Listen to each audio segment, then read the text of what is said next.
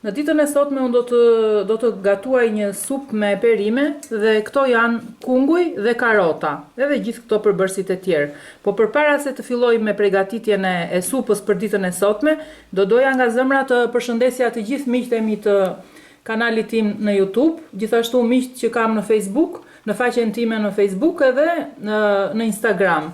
Në veçanti do të doja të përshëndesja Lulieta Nakon që më ndjek dhe më përshëndet me komentet e saja, Luiza Dukon gjithashtu në veçanti dhe Ola Eriolën që më ndjek vazhdimisht dhe më suportojnë me komentet e tyre që mua më inspirojnë më tej.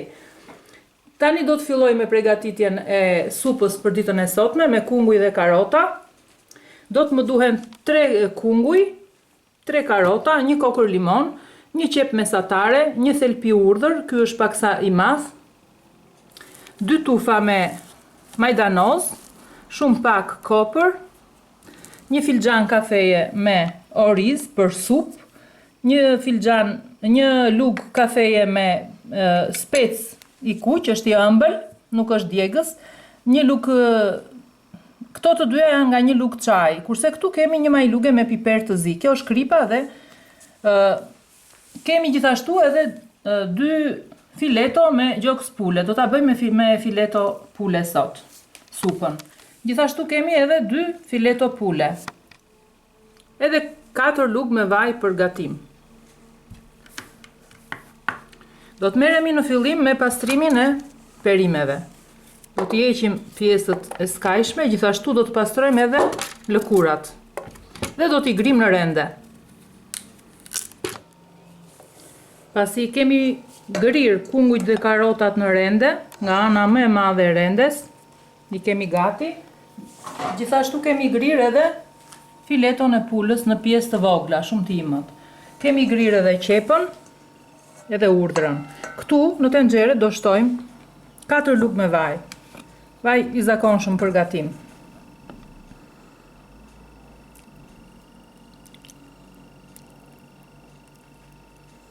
Pasi shtojmë vajin, këto i vendosim për t'i ka urdisur në një temperaturë mesatare. Pasi për 2-3 minuta kemi lënë qepën që të ka urdisur temperaturë mesatare, do të shtojmë fileton, cilën e kemi prerë në pjesë të vogla. Do t'i lëmë që të ka urdisen edhe këto. Do t'i vëmë dhe kapakun që të zbuten, që gjatë kësaj kohe që këto ka urdisen bashkë me qepën, edhe të zbuten, të kalojnë dhe në zjerje.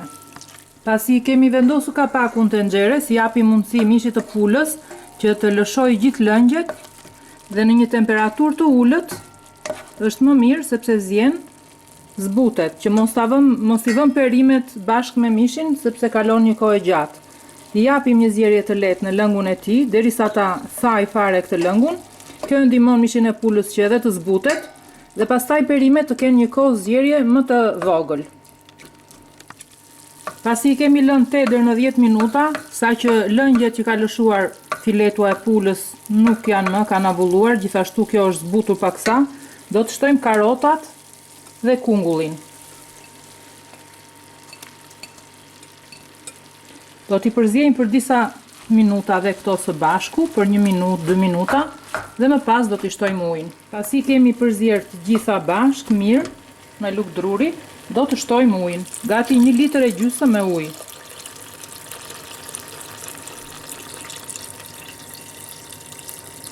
Në këtë kohë që shtojmë dhe ujin,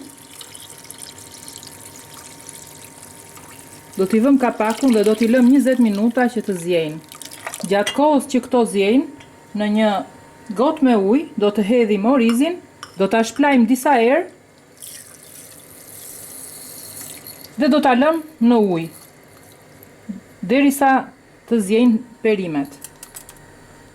Pasi kanë kaluar 20 minuta dhe shohim që perimet pothuajse kanë zier, më shumë për fileton e pulës sepse perimet e tjera janë shumë të freskëta dhe zjejnë shumë shpejt. Do shtojmë këtu majdanozin, gjithashtu, pasi e kemi shplar orizin, 2-3 herë sa i ka dal uji i kulluar, sepse është i trubullt në fillim, do ta shtojmë me gjithë ujin që ka gota Do ta shtojmë për të zier orizin derisa të zjej, të zbutet. Do ta provojmë me lug derisa të zbutet orizi. Do shtojmë kripën, specin e kuq të ëmbël, gjithashtu dhe pak fare piper të zi. Dhe tani do t'i lëmë në temperaturë të ulët që të zjejnë derisa të zbutet orizi.